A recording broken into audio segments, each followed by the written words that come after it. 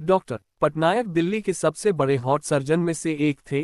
ये कहना गलत नहीं होगा कि उनके जैसा डॉक्टर वहां कोई नहीं था। काम में सबसे अनुभवी और जमीनी स्तर से जुड़े हुए वो बहुत ही विनम्र इंसान थे।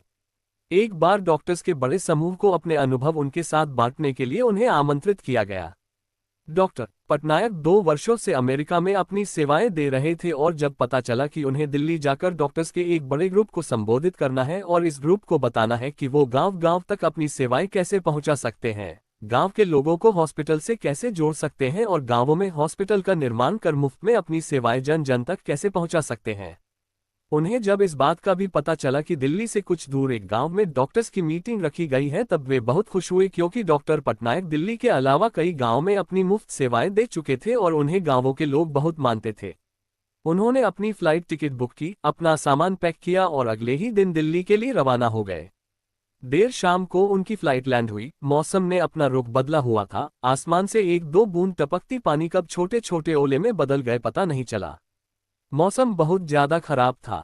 दिल्ली से एक जूनियर डॉक्टर शर्मा और उनका ड्राइवर मोहन उन्हें लेने के लिए एयरपोर्ट पर उपस्थित थे। अगली सुबह एक छोटे से गांव में डॉक्टर पटनायक को संबोधित करना था, इसलिए उन्हें उसी रात ही उस गांव के लिए निकलना था। कुछ देर इंतजार करने के बाद भी मौसम की स्थिति वैसी ही थी। डॉक्टर शर्मा ने मोहन से पूछा, यदि आप गाड़ी चला सकें और रास्ते में किसी तरह की कोई असुविधा न हो तो क्या हम इस मौसम में भी यहां से निकल सकते हैं? हाँ, मैं कोशिश करूंगा, लेकिन गांव जाने के लिए हमें कच्चे रास्तों से होकर जाना पड़ेगा, इसलिए अभी हम धीरे धीरे आगे बढ़ सकते हैं, मोहन ने कहा। मोहन ने गाड़ी निकाली और तीनों गांव की तरफ आगे बढ़ने लगे। रास्ता और मौसम दोनों बहुत खराब था, इसलिए वे धीरे धीरे आगे बढ़ रहे थे।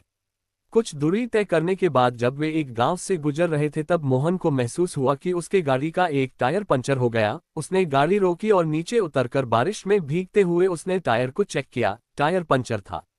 उस गांव में बहुत अंधेरा था। मौसम खराब होने के कारण वहां बिजली नहीं थी, लेकिन मोहन ने देखा कि पास ही के एक घर से रोशनी आ रही थी।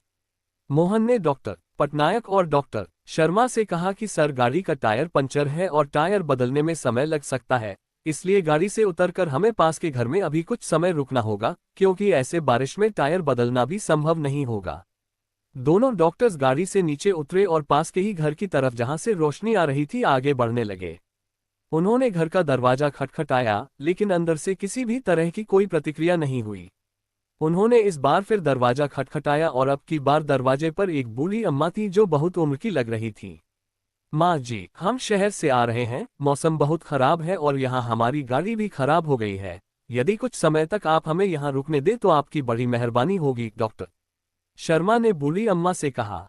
क्यों नहीं, आप सब अंदर आइए, मैं आपके लिए चाय बनाती हूँ, बूढ़ी अम्मा ने जवाब देते हुए कहा। ये बिस्तर पर यह छोटा बच्चा क्यों कराह रहा है, इसे क्या हुआ? डॉक्टर पटनायक ने बच्चे की कराह सुनी और बूढ़ी अम्मा से पूछा। अब क्या बताएं साहब, गांव में हॉस्पिटल की सेवाएं नहीं हैं, हर छोटी बड़ी बीमारी के लिए शहर जाना पड़ता है। यह मेरा इकलौता पोता है। शुरुआत में इसे खांसी थी, धीरे धीरे इसकी छाती में दर्द होने लगा और जब मैंने इसके इलाज की प्रक्रिया पता की तो मुझे पता चला कि मेरा पोता एक बहुत बड़ी बीमारी से जूझ रहा है। इसके हार्ट में बड़ी समस्या है।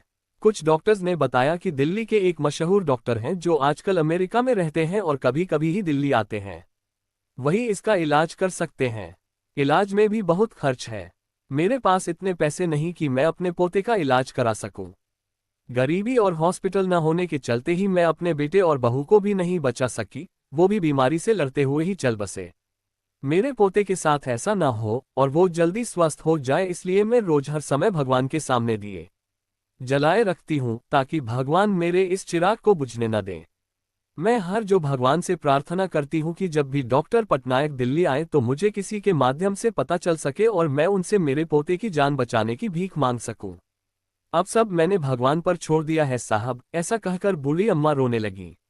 ये सब बातें जब डॉक्टर शर्मा ड्राइवर मोहन ने सुना तो उनके चेहरे पर एक अलग ही चमक दिख रही थी। डॉक्टर शर्मा बूढ़ी अम्मा के पास गए और उन्होंने उनका हाथ पकड़ते हुए कहा, माँ जी, आप जिन डॉक्टर पटनायक की बात कर रही हैं वो आपके सामने ही खड़े हैं। डॉक्टर पटनायक ने बूढ़ी अम्मा से उनके गांव वाले कार्यक्रम के बारे में पूरी बात बताई और यह भी विश्वास दिलाया कि उनके पोते का वो मुफ्त में इलाज करेंगे और गांव-गांव तक चिकित्सा की सेवाएं पहुंचाएंगे।